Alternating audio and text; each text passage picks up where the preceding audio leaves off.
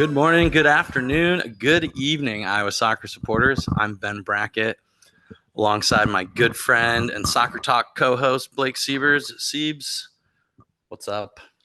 Had a good spell of weather, so I'm in a great mood. That's all it takes for the weatherman.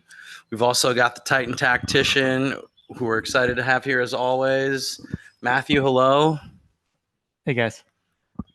That's a great little advertisement for our YouTube channel because Matt just gave us a really curt nod to say hello. And we've also got special guests in the house, Freddie the Future, Frimpong, Ankeny Hawk, former Drake Bulldog as well, local legend, currently coaching for VSA Rush on the boys' side and the high school ages, so he knows a bunch of these players pretty well. So you were in attendance last Friday for the big Ankeny Derby. It was good seeing you. Yeah, it was good to see you guys. Always enjoy the weather report from Siebes, and enjoyed both of the matches. So it's good to be out there. All right, well, you just set me up so well. Just like the soccer player you are, you laid it off for me so I could tee up Siebers. Siebes, let's talk about the weather and the atmosphere a little bit. Yeah, I mean, it's Ankeny plays the Derby over there at the middle school, which is. Do you know anything about that, Fred? Can you just what's up with that?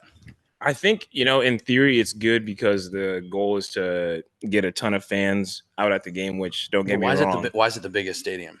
Or is it just because it's central? I think because it's central. So, okay. But yeah. It's not the biggest stadium. It's not. Okay. Nope. Sorry, I'll. No, that's right. So, yeah, apologies for my interruption. It's been there for quite a few years now. But again, like we were talking, probably the best night of weather-wise for the season so far. And the girls' game brought a few people. You know what? A couple years ago, they tried to pack the pitch to break the attendance. Remember, it was just miserable, cold, and yes, they had a lot of people there too. But no, it was.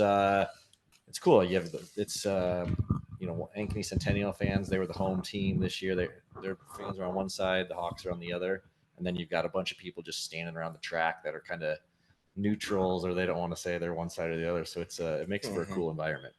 Yeah, talk about the atmosphere, Fred. So when you remind me what year you graduated high school? 2016. So is that pre-split, or were you? No, I was a Hawk. You're a Hawk. We got to do the whole Jag Hawk rivalry series. So talk about what that means as a player. It seems like it means a ton to these kids. Yeah, I think it definitely means a lot. And now with some of the kids now playing club soccer with each other a lot more than maybe they used to in the past. I think it's always, fun to get to play against your teammates, but for, the 80 minutes or 80 plus minutes that you're playing, you're going to war with them, and so always a good time. And like you guys said, the atmosphere is always good too. So I love the girls boys doubleheader. They used to do that for the Merle Hay Cup in Johnston. They split that.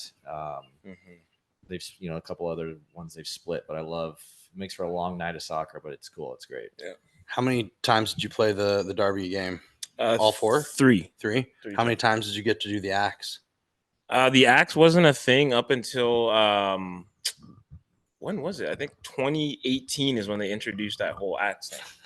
So I missed out on this. It's quality. For those that don't know, talk about it, Freddie. The winning team gets an axe, like a big old pickaxe. I mean, so I actually don't even know what started that and why they brought in. I think honestly because football had a little trophy that they did. So then they're like, oh, well, we're going to get something to symbolize the game too. So.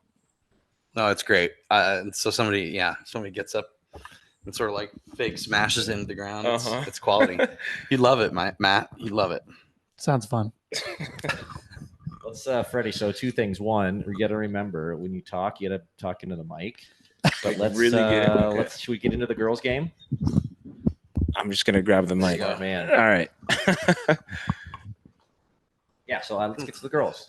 So that was the first game, right? 5:30 kickoff. Do we know who won last year? It was a Jags win. A couple years ago, the Jags were state champions.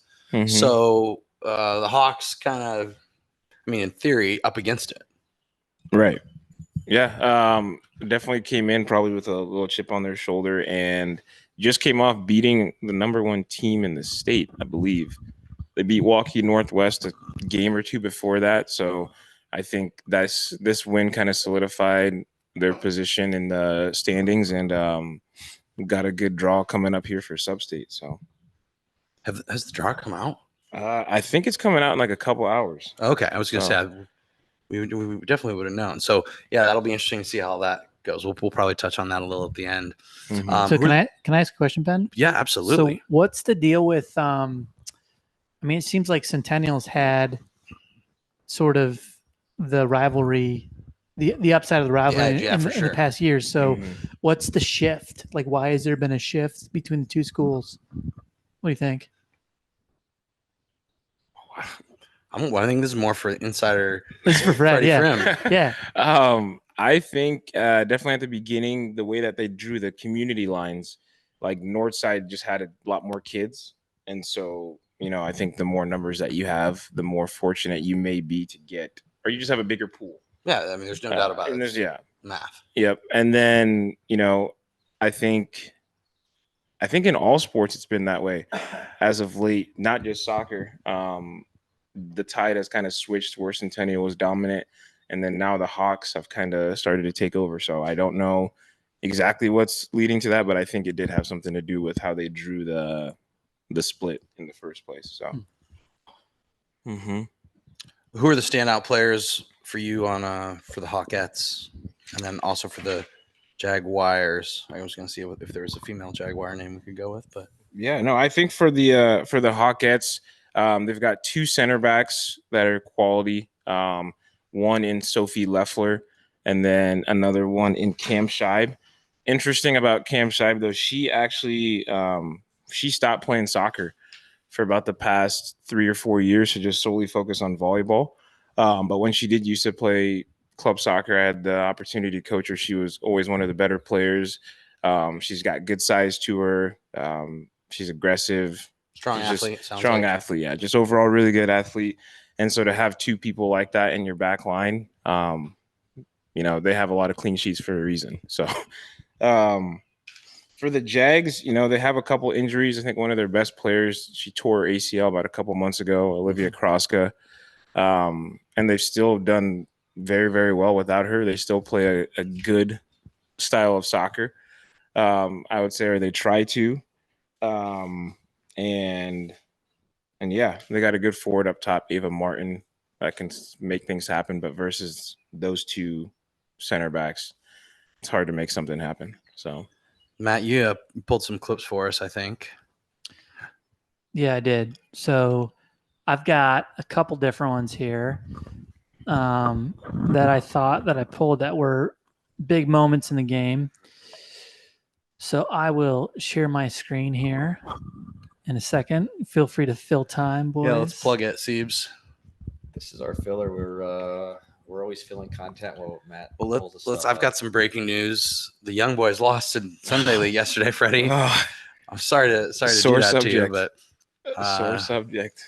how do you come back from something like that when you just know that you're used to winning? And then you wake up the next day and you got to attack the work week, but you lost yesterday. How's that feel? The group chat's still hot.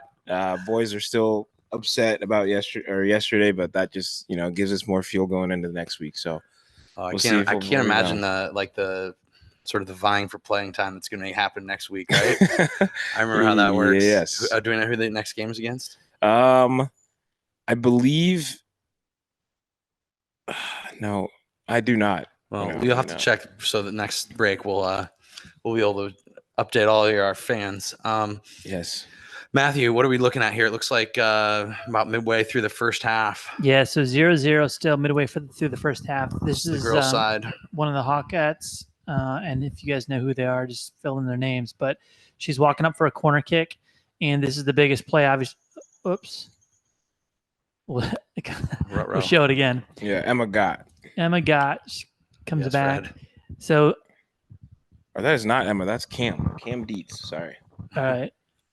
So front player blocks it, clears it, but watch this. Referee pulls it back and points to the penalty spot. Huh. So that was the first goal. So he points to a penalty, and then they convert on the penalty kick, and so that's the difference actually in the game. Hawkettes go up 1-0 and they don't look back. But what I thought that was interesting about this is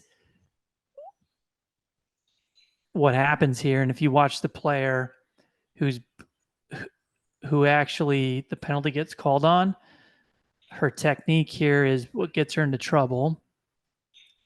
So as the ball comes in, watch her, look at her hands raised above her head, both of them.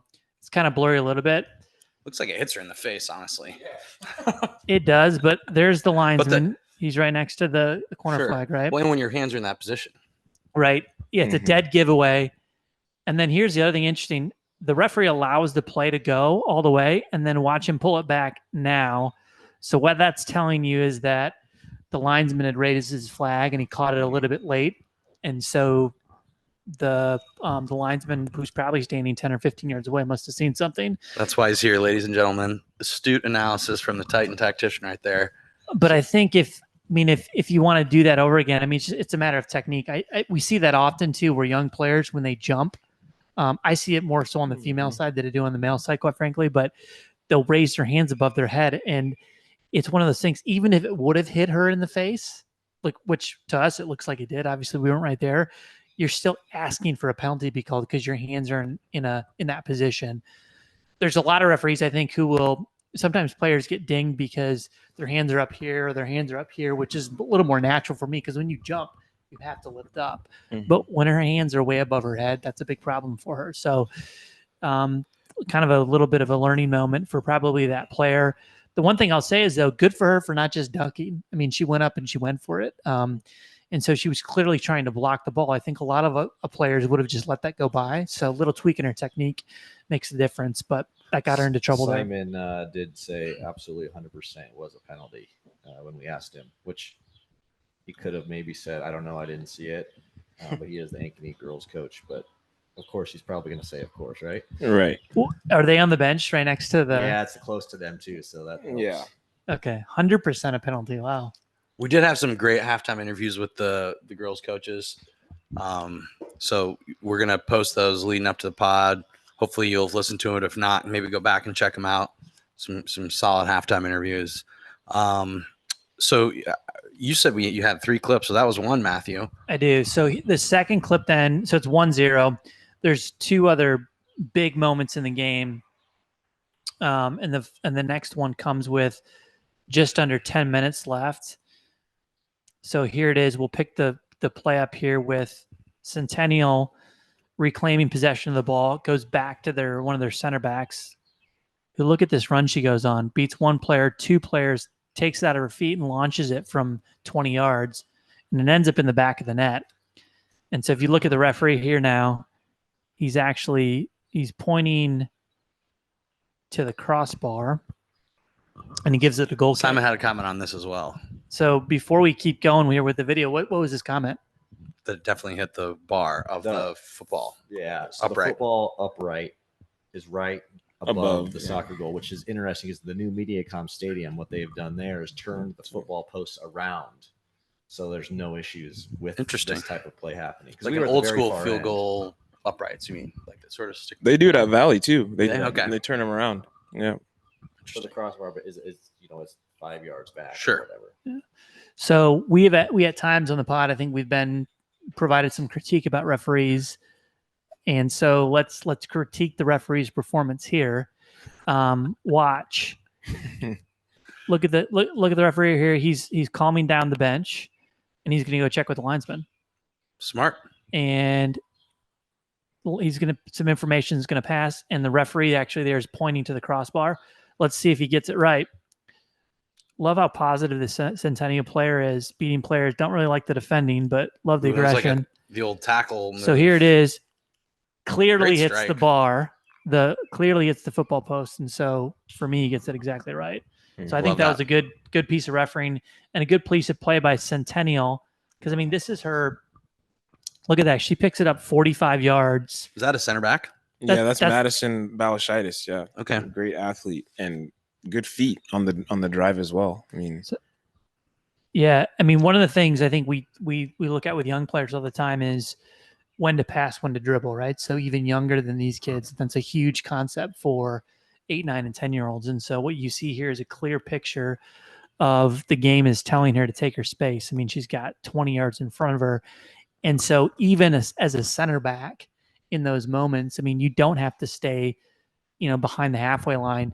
If we were to go back and talk about the first game of the season when we looked at Southeast Polk, they had all 4 of their players who weren't necessarily looking to get forward. So for this player to pick the ball up basically at halfway line and then drive forwards, I think is really positive. Here's what I'll say too, and this will go into some of my comments I've got about the boys game later, but when you've got a player who's driving forwards like this and you're a defender and you're going in for a tackle, you've got to win the ball. I mean, this is going to sound a little bit dirty. You've got to win the ball or stop the player and take the foul, right? There used to be a T-shirt with that. No, my dad always used to tell me, actually, I'll never forget when I was like 5 or 6 playing. He said, either the ball gets past you or the man, but never both. And that's always stuck with me. And so you're absolutely right on this.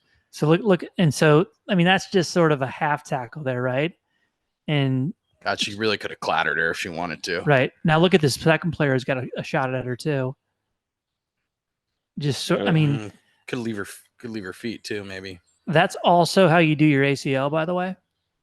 When you like tackle with the outside like that. I think so, extending and with the outside of your foot. So I want to encourage this player to be a little bit careful. She may be right-footed, I don't know.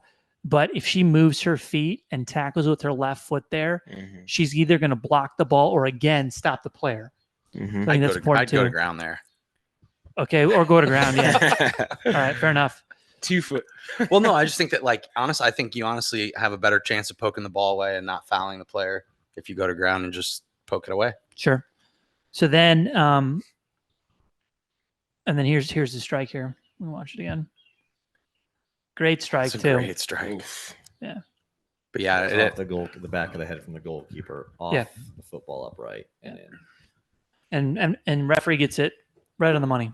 So you ready for the third clip? Or you got some more comments about that? No, I love it. Continue. Okay. You're doing a great job, Matthew. So third clip here is the next big play in the game. Now, one thing I'll point out. See this player? She's in black. Yeah. We talked about that.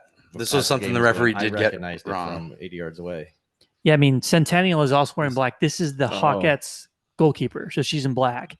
And, because of it didn't the last play we showed didn't really impact it because it's just the goalkeeper. But I mean, think of the drama you could have had in the box with Centennial around. If let's just say a Centennial player goes up and handballs it next to the goalkeeper, how do you tell? Anyway, here using your referee experience, Matthew. So goalkeeper here punts the ball. Ooh, I like that. Yeah, I remember this play specifically. Me too, actually. It was really good. Yep, she gets great service. And then the touch, yeah. All right, so the question is that a goalkeeper? Is that a penalty or not a penalty? That's the big question, right? We were right there, standing literally 10 yards away. What was your thought, Siebes? I did not think it was. Really? No penalty? I'm also going no penalty on that one. What makes you say that, though? Well, it depends. I want to be careful how I answer because remember we talked about a couple weeks ago and we had some DMs from some referees that say just because you get the ball or win the ball first doesn't necessarily mean it is a foul. Or it isn't a foul. Sorry, yeah. Because you win the ball first doesn't mean it's not a foul. Yeah. So I don't know how to answer your question. I thought the player had all her momentum running forward. The goalkeeper saves it, and because her body's leaning forward, she's running properly. She's not able to keep her feet because she's lunging, and the goalkeeper comes out. I also think that just overall, brave goalkeeping isn't considered to be the norm, or it's just a little less acceptable maybe than it used to be. But goalkeepers coming out and being brave and you have to. She doesn't make the save if she doesn't put her body on the line. This is a goal, 100%, right? Yep. Future. Why don't you think it's a penalty? I mean, I think for the exact same reasons that you just gave about how it's Ava Paoli there who's coming into the box and she is coming full speed The goalkeeper recognizes that as well, I think, and in that moment has to decide, okay, am I going to stay on my line and leave, 90% of the goal covered, or am I going to come out and close the angle?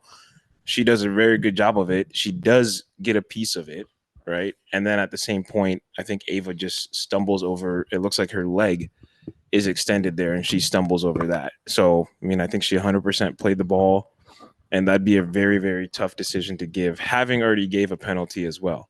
Does the attacker have full control of the ball too? I think is maybe part of the question. You think so, Matt? I'm just asking. I think it all goes into the analysis. I mean, for me, by the way, this is a penalty.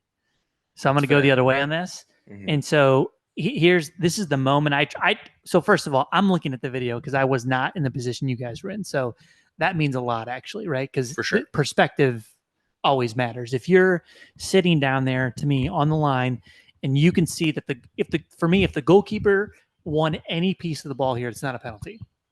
If she won the ball at all. If she did not win the ball, I think it's a penalty. That's the difference for me. So from this perspective, what I see is the ball against the Ankeny player's chest that is bounced up. And that's where, so she actually takes the ball on her chest here, and that's where the ball ends up going. And I think that is the case. Yeah, it's a foul for sure. And I think she clips her there. So that's my analysis from the video, right? But there's a ton of good stuff in this, which this is why I think, to your guys' point, it'd be really harsh on the goalkeeper. Also, just credit to the Hawks. Great build up. Yeah. Awesome build up. Like, can we go back to that, by the way? Because and talk about what the goalkeeper does with the ball. Yeah. Well, she right. punts it. Right. There's so much good stuff here. I don't like where that right back is right there when she's punting it, but that didn't center back, but that's beside the point, right? So we might talk about this a little bit later too, but sometimes just going direct makes the most sense. And I love foreshadowing. I love it. I love that. I love the build up. I love the nice, pretty stuff. But I mean, like, it's a game of field position, right? So goalkeeper punts it. The way Centennial makes a mistake here is they don't win the ball in the air. I mean, those two players right there, the ball's going on over them. So if you think about that, their two central midfielders are not in a good starting position because they were not able to win the ball in the air, and the ball's past her. The other problem is that their holding midfielder, or I think they call it the number 6, right? The number 6, if that's the position of the two midfielders ahead of the ball, she needs to be pressuring the ball. I mean, watch this ball bounce, and they allow this player to let the ball come past her and bounce and let her wedge it. I mean, that's not great defending from Centennial. But then I love that she keeps thinking play forward. Yeah. Yep. This is really good. So now she could easily just slip it to the person to her right, and she's out of jail. Like, easy. She just had a nice little touch. Yeah. Keeps the ball. Freddie, do you know? That's Ali Mackey on the ball. Penalty score, right? Yep. So, and I think her decision making gets even better here, because you're right, Ben. From what we've seen, 85% of players faced with this situation we see right now would just pass it wide right, but she didn't. It's 100% connection. Yeah, or we'd see a player try and pass it into the striker, and the pass is clearly not on right now, right? So let's watch what she does. She takes it, she shifts it right, which takes. If you look at the body shape of the player pressuring the ball, it takes her body leaning towards the right midfielder. And watch her step on it here. She now gets across the player and creates a gap. It's a really good play right there. And then I love what the striker does here too, is recognizes it. Instead of running somewhere, she stops, stands still, and that ball penetrates right into the striker. Now we've got a third man running situation, right? So take this back again. This is why it's so important sometimes to play direct instead of side to side. Watch this player. She could have played it sideways. She didn't. So now we've got the wide midfielder traveling forwards. And if you look at the left back for the Jags, look at what she does. Yep. She turns and looks at the ball, and the wide midfielder is off. Yep. Mm-hmm. This pass also commits the center back. And there we go. Now she's off and running into the play here too. Also love this cross, and I love this late run. Right now we can't even see the left winger coming into the screen yet. Early ball. Got all the defenders facing their goal. Yep. Gets across her. And now the $64,000 question, is it a penalty or not?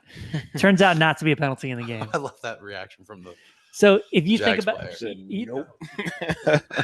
just all around like good stuff there though, right? I also like the goalkeeper's decision making there because again, she was aggressive and she made a decision to go and get it. I'll throw this in too. If it is a penalty, it's got to be red, doesn't it? It does. But I thought there was a dog so. I know, but I thought there was the double jeopardy rule now or whatever. Correct. Where Is it in high school? you think it'd just be in FIFA rules, and I hope they use FIFA rules somewhat. But yeah, call in the future.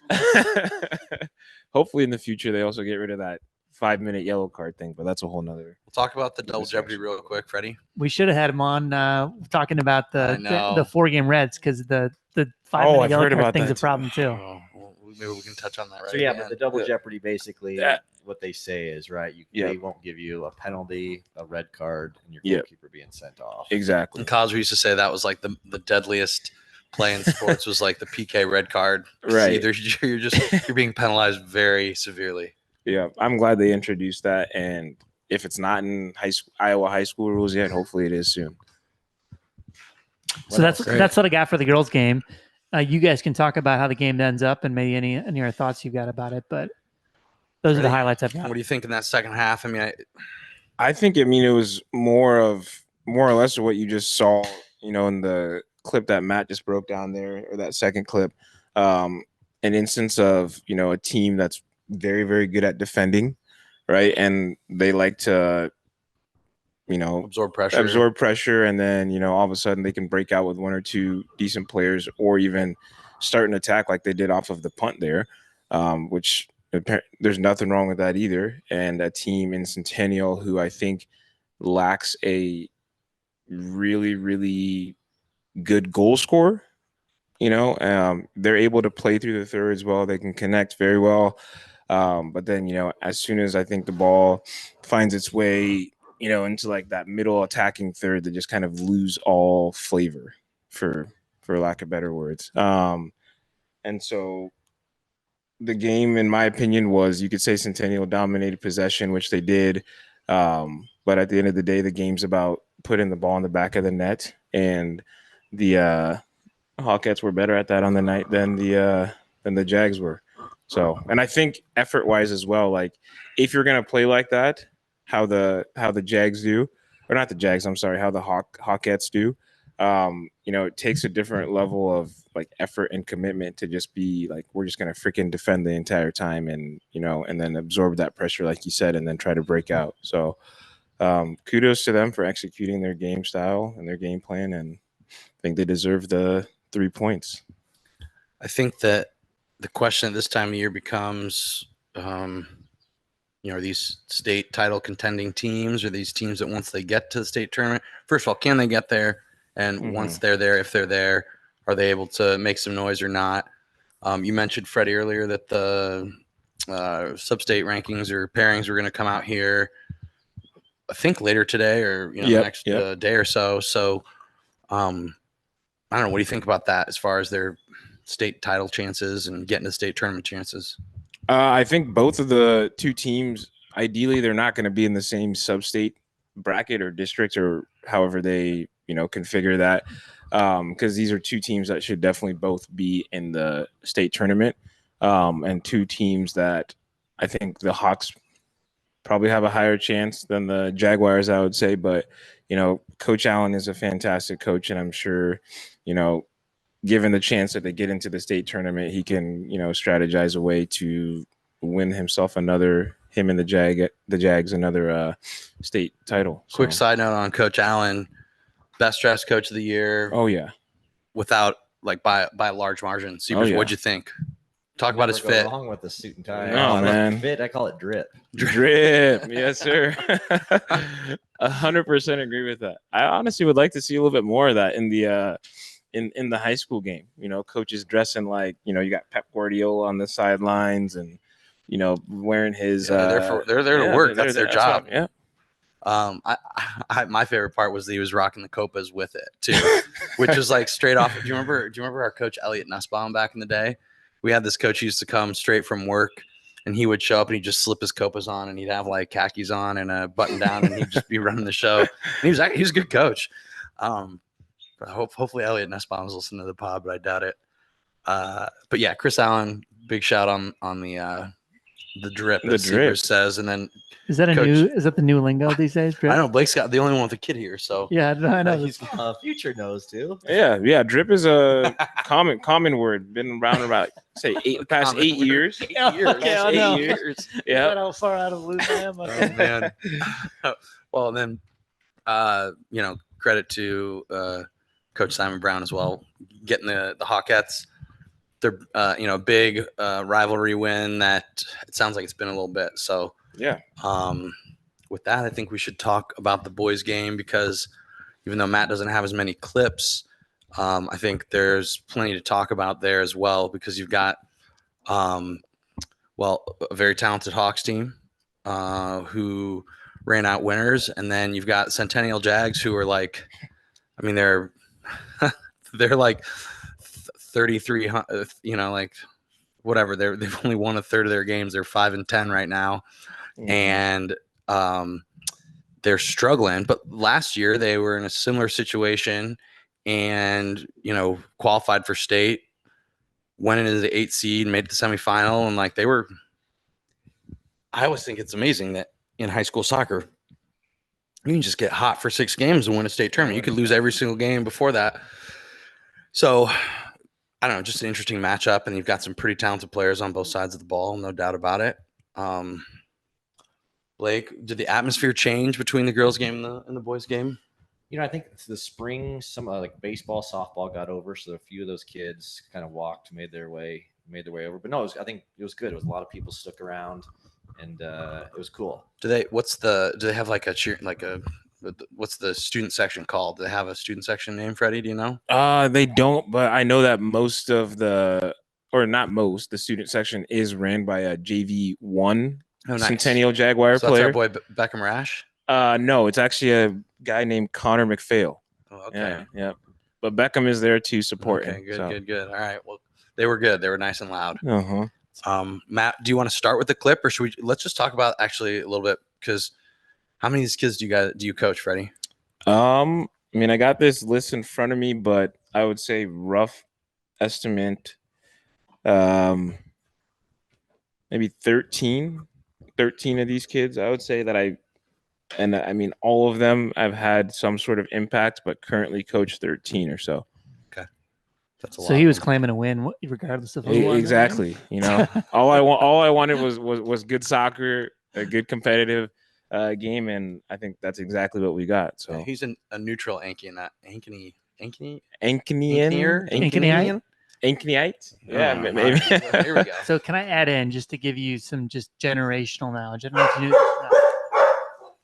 That's my dog.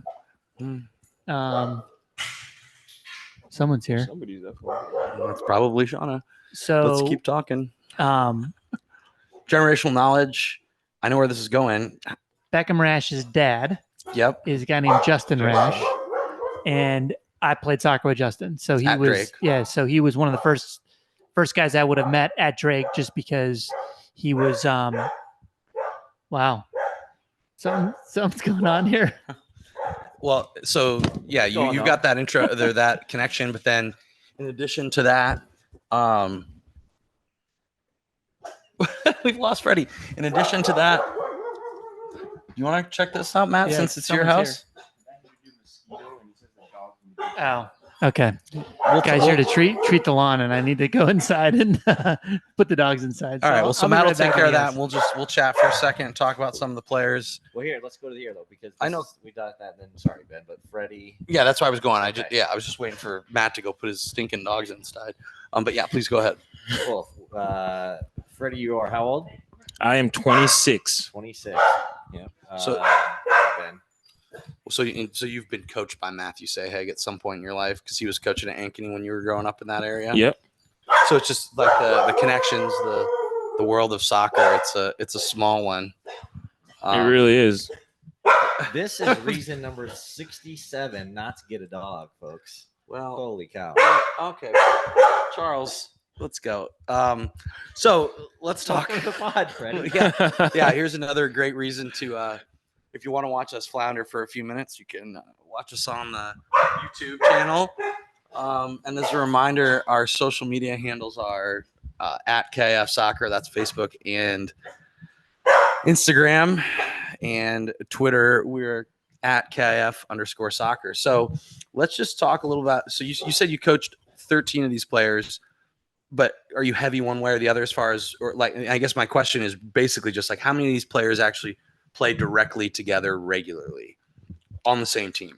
So that would be that 1, 2, 3, 4, 5, 6. Freddie's slowly counting from the roster. 7 of them. So it's basically half and half. Yep. Okay. And then a lot of any of these other players, are they like FC United players? Are they Sporting Iowa players? Or are they so a good chunk. There's only one Sporting Iowa that I'm seeing on here right now, and then one, I think Altoona actually, or GPS, and then the rest are just like Iowa Rush. Gotcha. You know, with it being an Ankeny FC now. I know. Oh, is it really? 3 club names over there. But okay, Spring Creek. Okay, it's your old stomping grounds. Yeah, it actually is. I used to grow up playing for Altoona. ASC is what it used to be called with Coach JR. So 3 name changes then. Okay. Well, that'll happen. Yeah. So you got all these kids that play against each other pretty regularly. Who are talk about some of the rivalries and, you know, like what's it like when you see these guys playing against each other? Are they getting after it? Yeah, it was actually interesting. I was talking to a couple of the boys after the game, and there's a midfielder on the Hawks. His name is Cal. Great little midfielder, has an engine for days, and he's not one to, you know, go down lightly or just want to stop playing for whatever reason. So he actually hyperextended his knee with about 15, 20 minutes left in the game. Got up after about a few minutes, or they took him over the sideline, got up, came back into the game, and gets re-injured. Same knee. And then his teammate named Ben Ridlin, who I also coach, apparently told him to get the F up during the middle of the game. So I thought that was interesting, especially given the fact that Ben knows that Cal would never go down, you know, if it wasn't serious. So that just goes to show you how intense, you know, things can get during this matchup. So, do you have any good stories of that happening when you were playing? Yeah, actually, opposite scenario. I was the one that got taken down in one of the Jag Hawk matchups, and the kid he shoved me in the back of the head and told me to get my ass up. I don't know if I can swear okay. on the. I said the F word a couple episodes ago accidentally. Okay, all right, just making sure. I don't know who's all listening. Want to keep it PG, so that's pretty PG. You're good. But yeah, so you know, these matchups, for better or worse, they're gonna get heated. There's, you know, everyone's coming to watch the games, and so it was awesome to see them, just like I said, battle for about 80 to 90 minutes. So, Matt, let's show us this clip that you have. Just you're back from that debacle. I think we're still experiencing the debacle because we've got. I know, so make sure you're talking your microphone so the Ethan can deal with it. I'm wondering if the sound will get. No, he'll be fine as long as you're talking your microphone. He can. I can just see. Look, we've got a guy spraying for again, mosquitoes behind us. So many reasons to tune into the YouTube because it's just comedy. Matt's getting his lawn treated apparently. Hopefully it was something organic, I'm sure. So why don't you load that up real quick, and then just sort of contrasting styles of play is was sort of the name of the game, right, Freddie?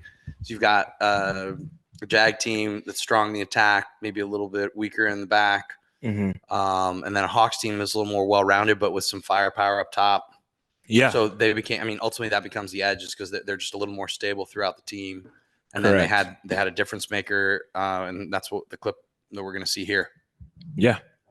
Look at that, Matt. What a setup! All right, so this could be. I mean, this has got to be goal of the week candidate, right? Because you start with the goalkeeper, and this is especially why. So you got this player. I forget his name. Landon Benj beats 2 players.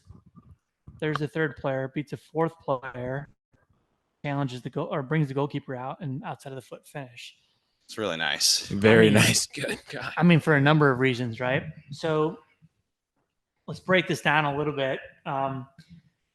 This is, I think, again, this just highlights some good decision making by Ankeny. And certainly there is a time to play out of the back, right?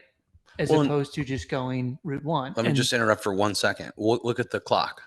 So, of course, you're going to play out of the back. It's the first 30 seconds of the first half, right? So you get the ball.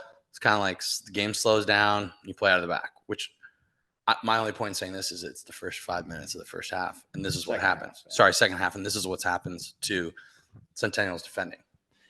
Yeah, I mean, the they other should be keyed in. Right. The other reason to me why you can play out of the back is because the game is showing you that it's on, right? I mean, the goalkeeper right now has the ball, and the center back or right back, whoever he is, on the left-hand side of our screen has got 15, 20 yards of space with him. And so by playing it out of the back or short, you set up the penetrative pass, right? Which is what happens. So here's the player on the ball gets it.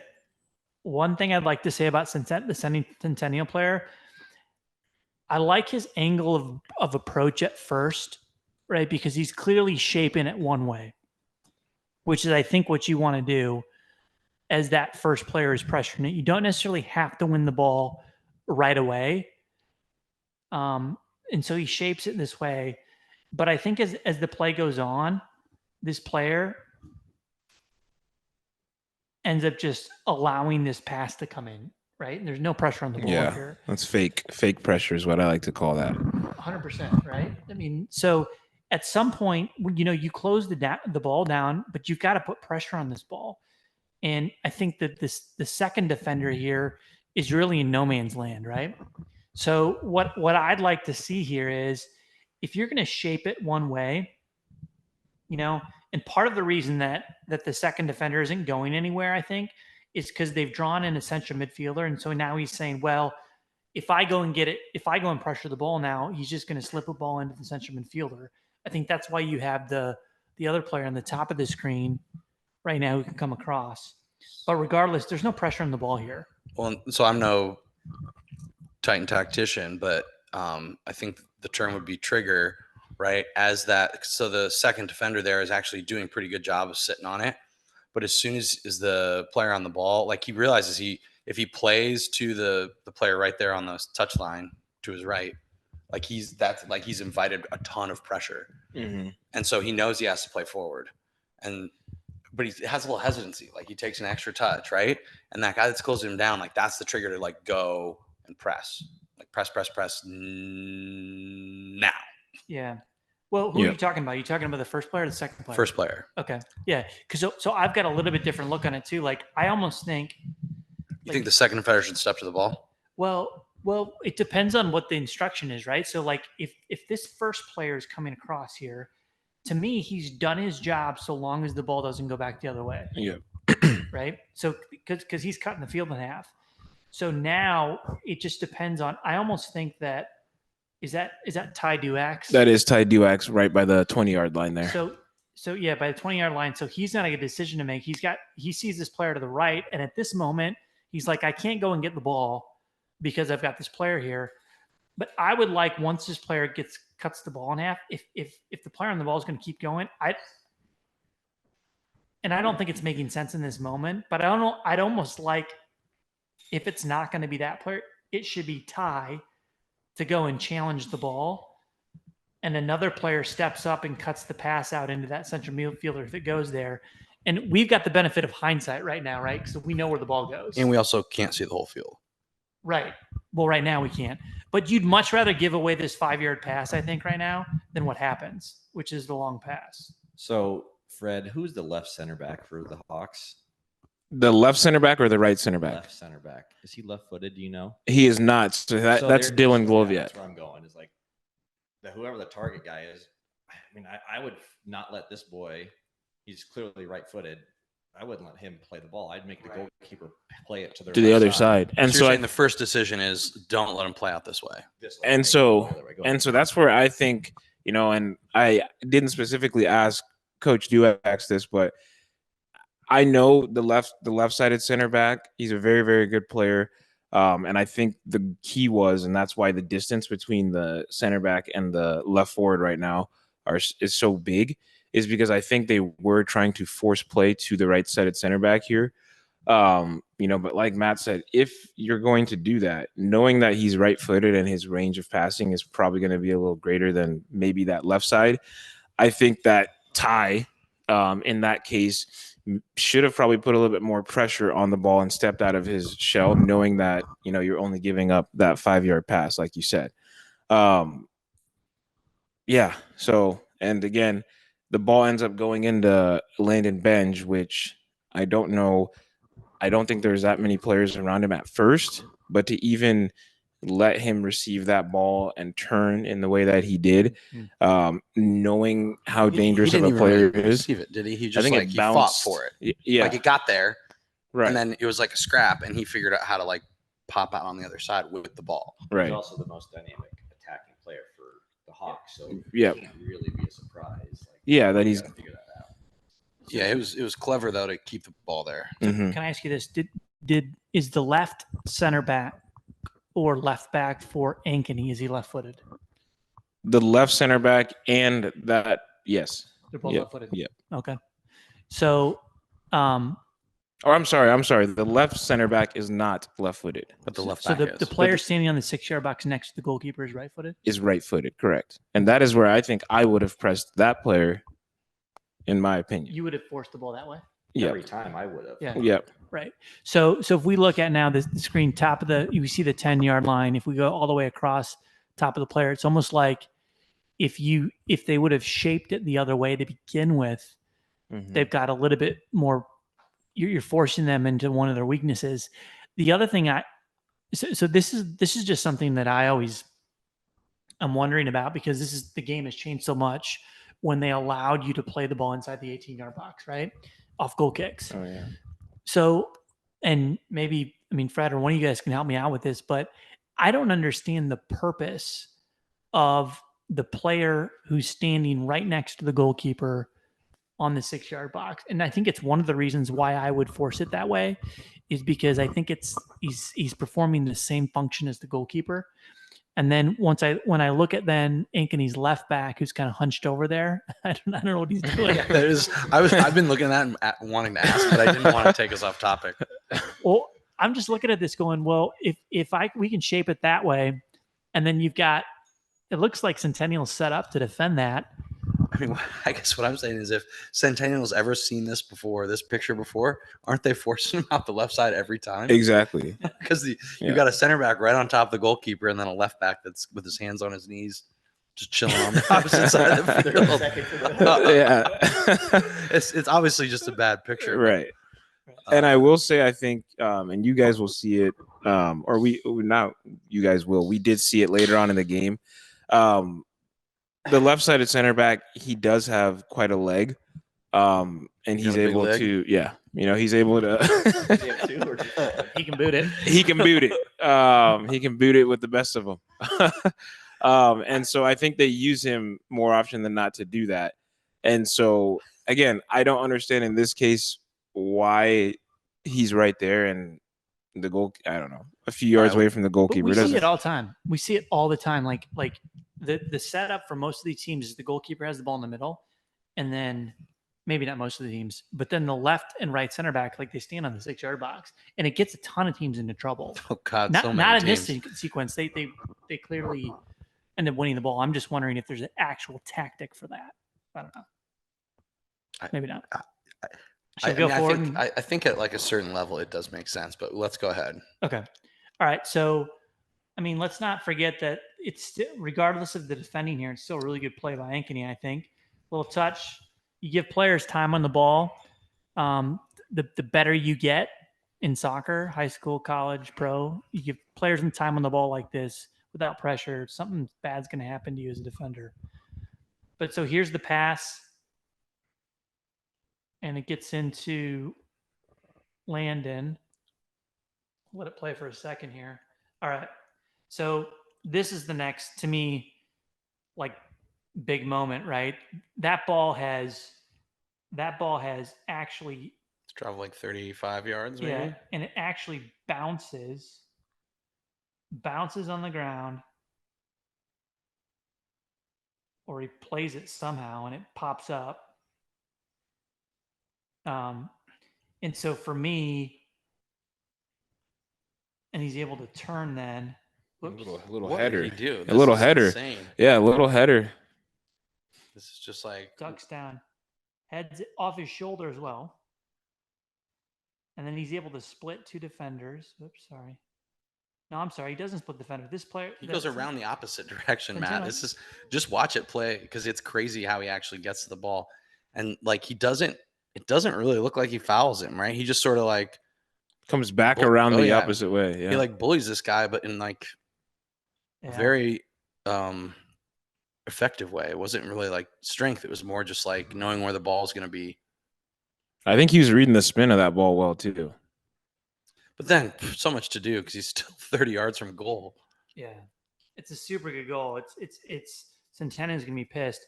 I mean, if this was Brian Dueck's playing, right? Let's dial it back 20 yards because he played 20 years or 20 yards? 20 years. Oh, Let's dial sorry. back 20 yards. Let me tell you what would have happened right here. And this is what I think that Dueck's, if he's going to show this clip, And Brazow, remember, like and Brazow Also, too, also too. 20 years back. yeah, either one of them, right? And they should play this clip, and I played with both of them. This player right here would not have been allowed to do this and turn. Like here, they would have kicked him and he would have fell over. Freddie, like we Or said grabbed earlier, him or man something. of the ball, but like again, he I goes- know. they both go past. Yeah, and that's what I'm saying. Like knowing, or I was saying it earlier, knowing how like good of a player Landon is. As soon as you allowed him to turn like that, like you're in trouble. He looks like he uses his body well. Yeah. And I think from, you can look at it both sides, but if you're, looking at it from the Hawks standpoint, I think it's just super opportunistic, super clever. And then, I mean, like there's some real nice technique in there. Like whatever he did with his head, shoulder, like, he didn't accidentally do that. If he did, like, that's insane. Right. So watch this then too. There's some like little subtle things here too. Like if you He goes behind the defender after he beats him. I love it. Yeah, right. All right. So watch him take his touch left. So now he's got 40 yards from goal. So he's got the first defender going that way. Now watch what he does here. So if you look at this, actually, let me back this up too. I think the player off the ball does really well here too, because look at him start to take the second defender away. Yep. Yeah, he does really well. It's smart. Right. Who's that, Freddie? Running off the ball would be Andrew Loader. So Loader goes wide, and now Landon's moving towards him. And so now he's got both defenders starting to face to their right.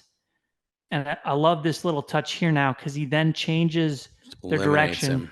gets across the defender. He's just got across. Now all of a sudden he's now got the Centennial player who's the second to last defender changed his body shape going the other way. And now Loader, if he wants him, is wide open. But now he takes his touch back across the defender.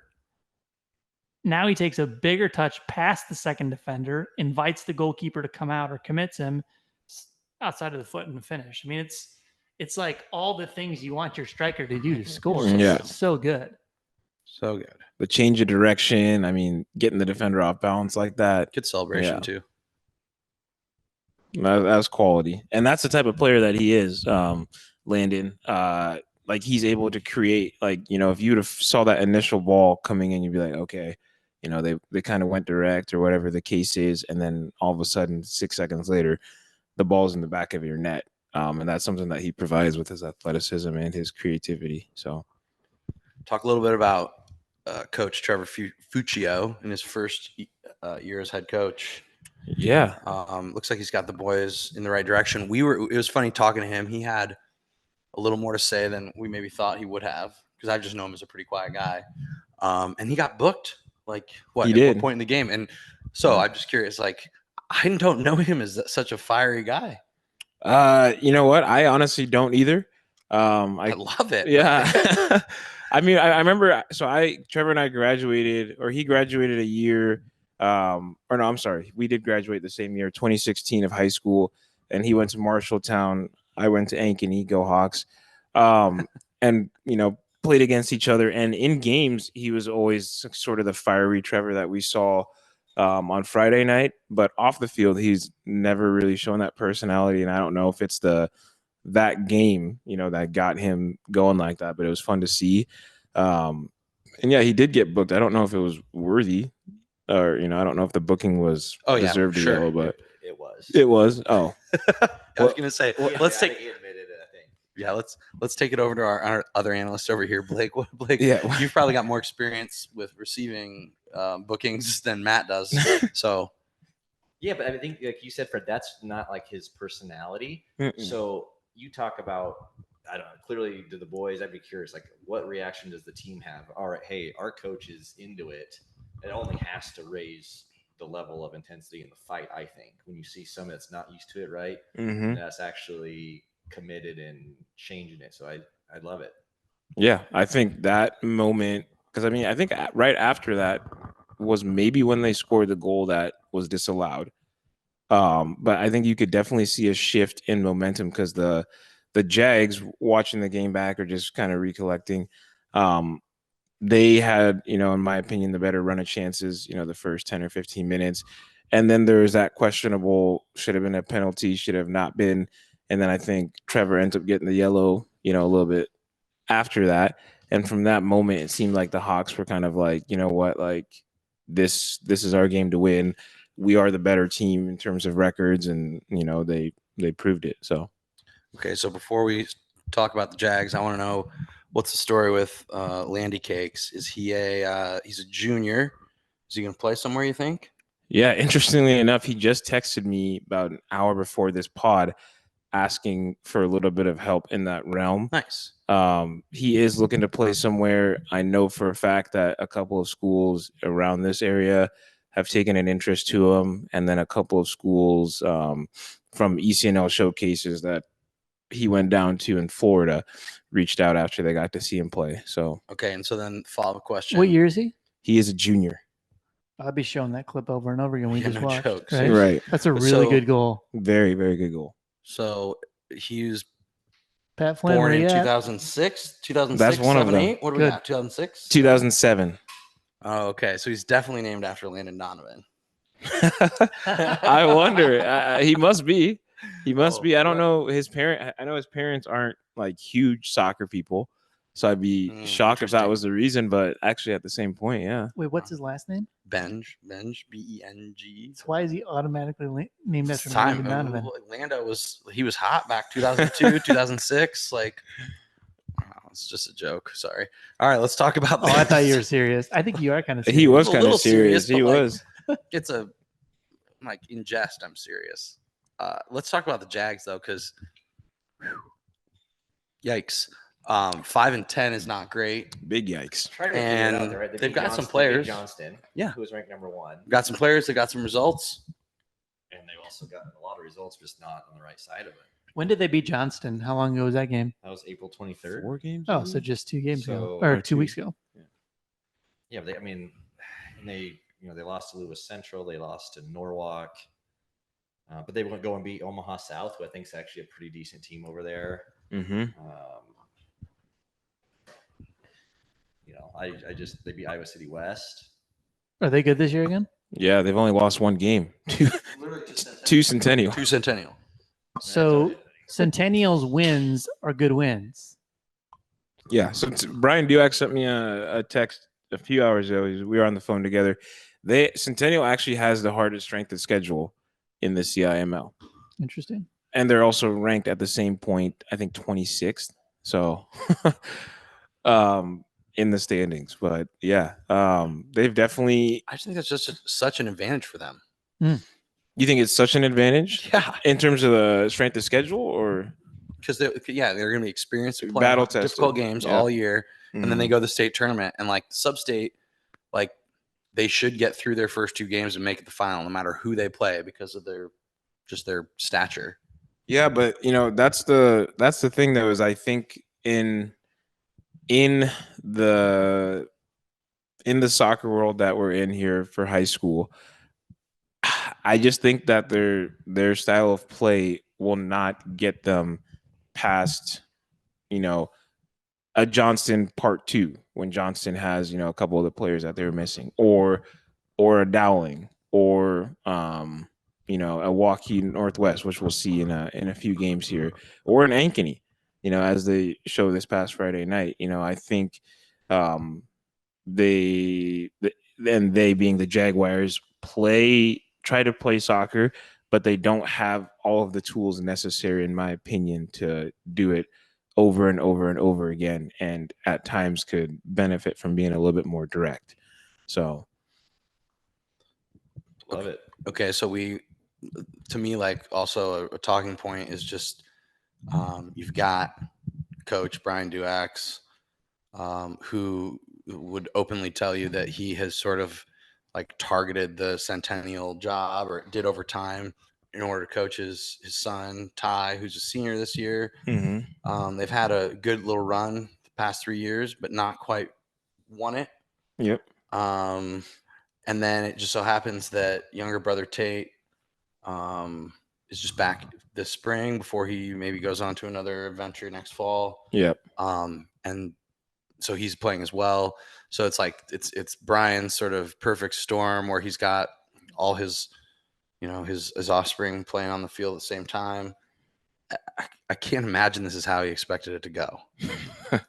Yeah. I think when he got the news that Tate was coming back after losing Andrew Heckenleibel, which is a huge piece, I think Tate was supposed to sort of be that replacement, and which, that in itself comes with a lot of pressure that I think maybe he's dealing with, or the team's dealing with, but definitely not the way that they expected things to go. But yeah, we'll see. Brian is such a great coach. Daryl's such a great coach. They have Darby over there too. I think, like you said before the pod, Ben, it's 6 games could win you a state title. And with that staff, I think that that's something that they could definitely produce, because they've shown that they can beat the best teams. So I'm interested in then, how do you? So Heckenleibel's gone, obviously big loss. Tate kind of replaces him, right? I mean, isn't that? I mean, to me, that should equalize things, if not do more. Or I don't know, because I've seen Tate play just a little bit, but obviously he's been in an MLS academy, so he's got to be a really good player. So how do they set up, do you think, like, to maximize what they're getting out of Tate? I can see how it's going to be an adjustment period for him to get into the team, and it sounds like he's gotten a couple of games here in the regular season, and Centennial's won some big games. They've knocked out some really good opponents, and so for me, they're a little bit of a dark horse. If they get if they if they get the mix right. Weird that Blake knows how to like a horse. If they get the mix right, though, like in terms of how Tate and Ty and the other players play off of them, to me, they could be really strong. For me, one of the things I noticed just in the limited stuff I've seen, I noticed that Tate plays out wide, right? Yep. I in a high school team, for me, ordinarily your best players play straight down the spine of your team. And I don't know, I haven't seen a ton of stuff at all, but is that a potential adjustment that Centennial could make, is to bring Tate in into the center where he's a little bit closer to Ty, and they can work off of each other, and he can be a little bit more intentional about scoring goals. Just in the limited stuff I've seen him, it just felt like, and maybe it was early on because I watched a little bit of the Norwalk game. It just felt like when he got the ball, for me, I'm like, wow, that guy is actually a step above everybody else, and he would go on runs and stuff, but then it would never be like, well, here's an almost chance or here's a threat. And it was like he always picked up the ball out too wide or too away far from goal, but he was still elevated in terms of his level compared to the other ones. At least that's what I saw. So my question is, how do they get the mix right with Tate and Ty and the rest of the players? Because I think those are the two impact players to maybe make that run. Blake, what do you think? What would you do if you were Brian? Well, okay, I wanted to hear future. I was going to go back to him. Okay. I'm saving the best for last, man. Come on. Because I think he's, again, I haven't seen enough or a lot, but he's athletic. He's quick. He's fast. Put him on in between the two center backs or the center back, and and he's tall. He doesn't have a lot of muscle. I don't think like the weight room would. I think, coming from Blake Sievers, everybody. But just play ball and anything that comes, he can knock down. Ty then gets the ball facing forward, running, assume and hope towards the goal. He can spin out and either get it in behind, or if he can flick it on, having somebody else up there to run off of it. That would be, and just ugly but direct, and hopefully try to be a little more effective. It's not that ugly. It's just direct. I don't find that to be ugly if it's done correctly. I don't know, Fred. I don't. You've talked about it too. Like you think yeah, a little more direct style would maybe benefit them. Yeah, I mean, I think we've all kind of said it today, or probably in the past, but Matt said it earlier. The goal or maybe PK shout that the Hawkettes had came from a punt. This Ankeny goal that we just saw a few minutes ago, it came from the result of a goalkeeper playing short, inviting pressure, and then playing a more direct ball. So I don't think that there's anything wrong, with being a little bit more direct. And I think the Jags, maybe the reason they haven't moved Tate to the spine or playing as a central forward is because Blake did mention Brian calls him a baby deer. He is a little bit skinnier. I don't think he likes to initiate contact as much as you may need to, as a center forward. He's more of a get the ball at my feet, see if I can beat this player. But at the same time, I think he needs to be willing to adapt and, maybe try to put him and Ty right next to each other, because they obviously have a good relationship on and off the field. And putting them closer to each other, in my opinion, would just benefit the team. So okay. So I've got 2 talking points that I want to touch on quickly and get your guys' opinions, and then we can go from there. We've talking a lot about Tate, but Ty, senior, committed to Western Illinois. We've seen him be a stud in the state tournament. And we were talking at the game, Freddie, that Ty is the kind of player, like he's either he's on, or like you're kind of going like, hey man, do I need to like give you a little electroshock here to get you going? Like what's up? Yeah. I think that was kind of the case with him in the first half. Yeah. And I just wonder sometimes, like, does the way Ty goes, is that the way Tate goes a little bit? Because he's going to see his brother maybe going not the same way. But then I watch Tate, and like, as much as Tate doesn't want to maybe initiate contact at least from your standpoint, I haven't seen him play that much. It looked to me like when he didn't have the ball and it was near him, he was still like hunting the ball, and he was willing to kind of scrap for it. Zip into a tackle here or there. He just wasn't, he's not going to go in and like grab a center defender by the chest and kind of hold his elbow in there and go, get in there. No. So I don't know. I think your guys' point of like, do you get him more central? It's probably good, but then how do you get a little bit more out of Ty? And then my last one is, what about like, if you're talking about changing the style, be a little more direct, like how do you become more stable in the back and work on that? You've got 2 like Division I college defenders that coach the team. How do you become a little more stable in the back? So those are your 2, Ty and the back 4. I mean, how do you get more out of Ty? That's an interesting one, because I don't know what or why it's taking so long sometimes for him to kind of kick in. Like if he's like one of your boys though, like yeah, of course, yeah, I love the so kid I'm to just death. saying like what so like you know what makes him tick, like what's making him tick right now or what's not making him tick.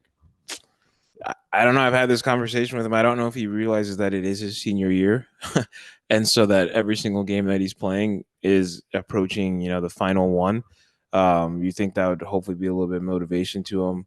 The fact that he is going to play at the highest level in college soccer is another one to me that that does come with a little bit of pressure every single time you step on the field. But that's what there's a reason he's going to play at that level. So. You know what? With the ebbs and flows of what's going on with him, I think he needs to just take it maybe one game at a time. Switch up, maybe switch up what he's eating before the game. I don't know, man. I don't know He's what's having going. fun. That was really kind of where I was going because I remember being a senior, and maybe your comment about he doesn't realize it's a senior year. To me, it would be the opposite. That like he's maybe a little more like thoughtful about it and being. And I don't know him the way you do, but that maybe that's like what's affecting him. But either way, like, is he having fun? I guess is the question. Like, and can he figure out a way to have fun the last month of the season? Because that's what he's going to look back on when he graduates. Like, I know my last month of high school soccer was not fun. We put too much pressure on ourselves, and it didn't go the way we wanted. And I wouldn't say I regret it, but it sucks to know that's the way it ended. Yeah.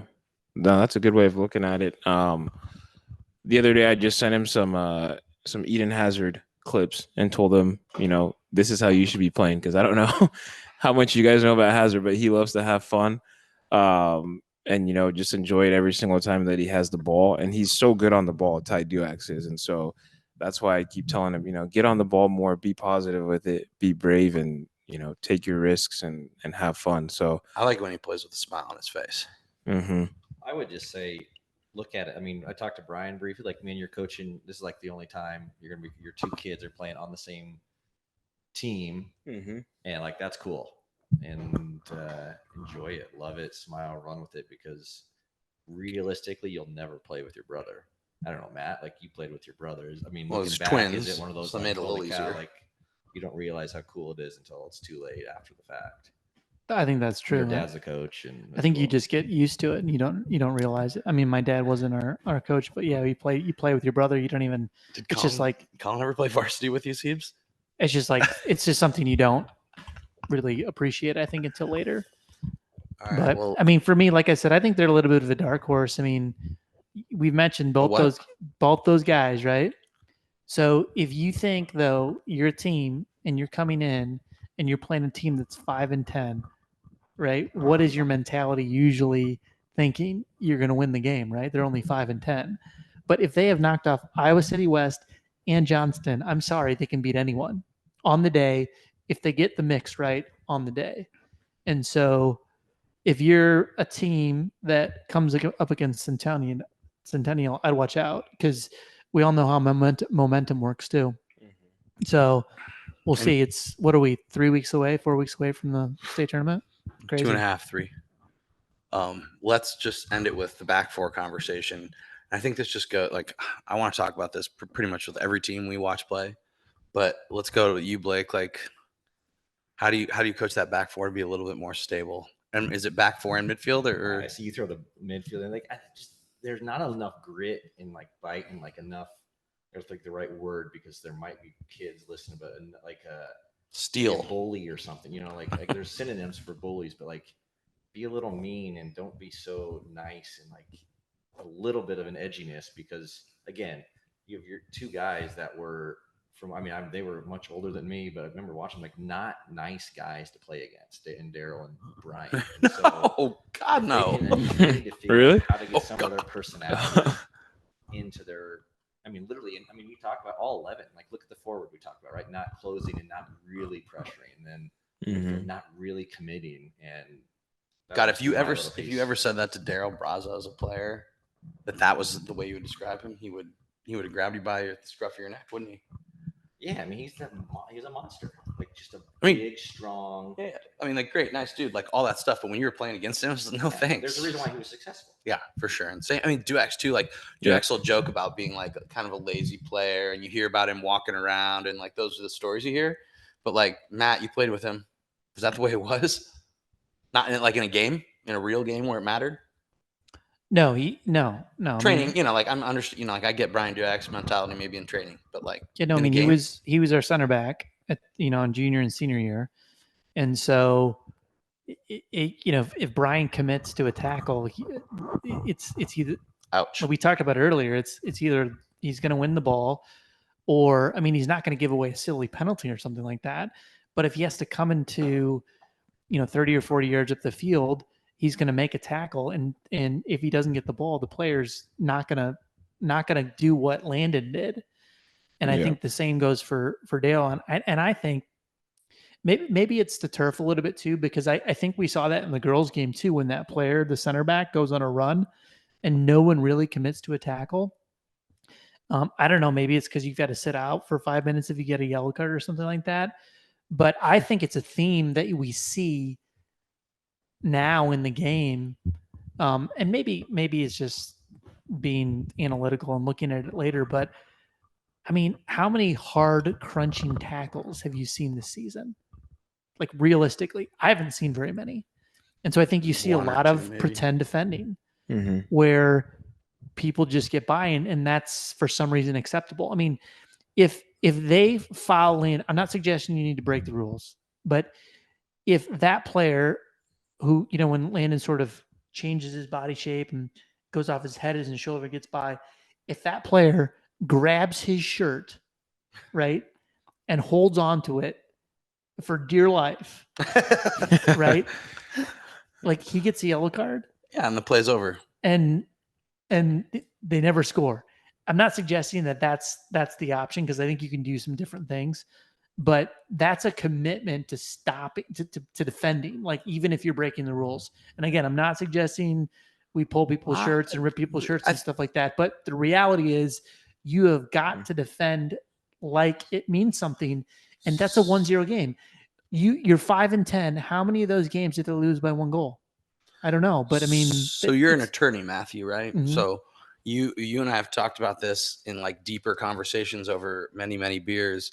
But like, if you commit a crime and then you pay your time, do your time, like that's just part of the rules to life or the game or whatever. So in this game, like you've got like, if you're a smart defender and you know that there's danger, there's major danger, this guy's past us and he's got 2 guys to beat, like, do you the Luis Suarez Siebes, right? Like, do you just break the rules? Because like, well, what, I have to go off for 5 minutes. Fine. Grab his shirt, pull him down. You guys don't get scored on. Somebody else comes on and does your job for a minute. And, hopefully it all works out. And so I just think it's like, breaking the rules. Like, that's part of the game. It's a game. Like, play within the rules of the game. So if, that means you have to clatter somebody, clatter them. I don't know. That's just, and then I'm just going to pass it to Freddie, because Freddie, not the most physically aggressive player I've ever met. Physically imposing, yes, but you don't love to tackle. So how do you coach that when you're not that type of player? And like, how do you translate that? I mean, I'm not.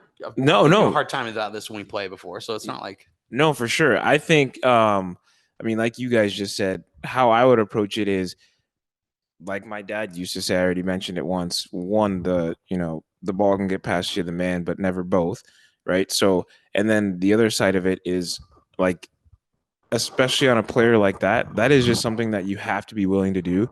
So being smart there and committing a tactical foul, and you could even be discreet about it, in the sense of you're grabbing and pulling his jersey a little bit and taking, a yellow card for it.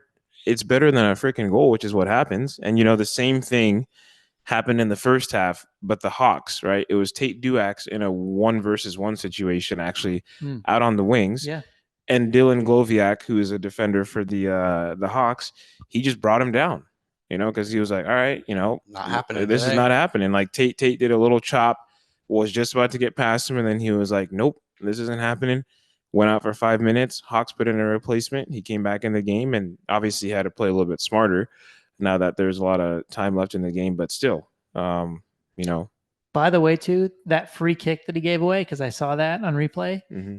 Ty stepped up and he hit it over the bar.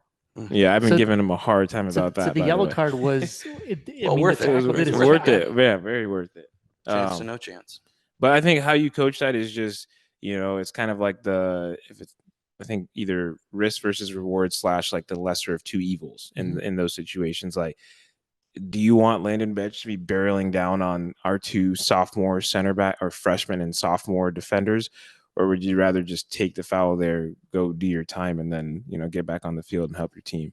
So in my opinion, I'd instruct my player to, foul in those moments. It's a tactical foul. Yeah, exactly. There's a term for it. Mm-hmm. I think I'm going to leave you guys with one and then we'll end. If maybe you can comment on it if you'd like.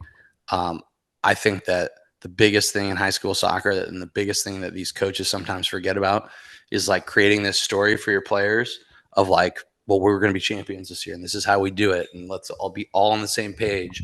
You're like, and maybe it is by playing good soccer, but I think it's also by being a tough defender, like trying to pick a really safe word. But being somebody difficult to play against, being, like being a winner, not a loser. So like winning all the time, like within reason at all costs. Right. So like, I just wonder if that's something that both of these, all of these programs, but if that's something that Brian can convey to his players over the last couple of weeks is like, hey, like play for each other, play for the name on your chest, play for your school, all that stuff. Can you get everybody going that way? Because I think that's that's the power of high school soccer to me.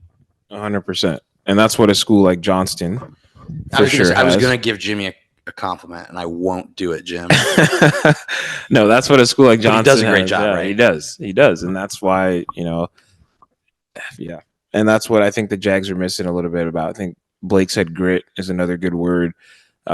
Just overall competitiveness. I don't think that they have that within every single player on the team, including the ones on the bench when they're not in the game, and that's what it takes to win a state title. So. Sievers? Put them in the 18-yard box, 1-against-1. Whoever wins the ball after 30 seconds, if you don't have the ball, you got to do some work and like literally let them beat the crap out of each other for a couple days and see who can survive. And hopefully that'll change the way for them for the next few weeks. Because remember last year they came out of the group of death sub-state, right? Okay. Same thing. Like they're going to be in it again. They're going to go up against, like you said, Freddie, one of the top 4 seeds, I'm sure. Yeah. They're going to have to get past them in sub-state. So that's what I would do. I would, and Daryl and Dewey do it, show them how it's done and let you guys kick the crap out of each other. Oh, I'd love to see that. Oh, man. Great advice, Siebes.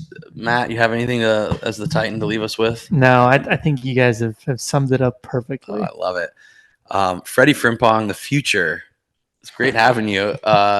Hopefully you'll be hanging out with us at the state tournament a little bit. And, yes, 100%. We'll get you in the mix there, but it's been a pleasure having you. What's give your Insta handle or whatever, Snap, whatever you. I think most of them is our Twitter is at Fred Frimpong, and then Instagram is Coach Frim. So Coach Frim, I like it. Yeah. And then Facebook. for Facebook just should be Fred. Yeah, it should be Fred Frimpong. No, that's too outdated. No, then Freddie, the last thing, like, who do you guys play next weekend?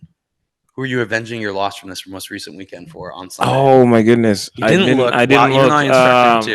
look. Freddie, you left Imperio to go to Young Boys. I'm leaving that as a bone to pick. All my Imperio teammates out there, Tucker Sindlinger, shout! I guarantee you he's listening to this and he's going to give you a hard time. Yeah, you know what? It was a hard decision to leave Imperial because they gave me my start. In Sunday League, we and need some Young Boys in the mix, and you left us for the Young Boys. Weird. Got to do what you got to do sometimes. All right. Well, I just did that for Imperial for life. So, by the way, this is like adult league, Sunday league soccer. So for those Yeah. They know we're legends in the streets, right? All right, everybody, stay tuned. Long pod today because it was a double. Hope you enjoyed it. We'll see you next week.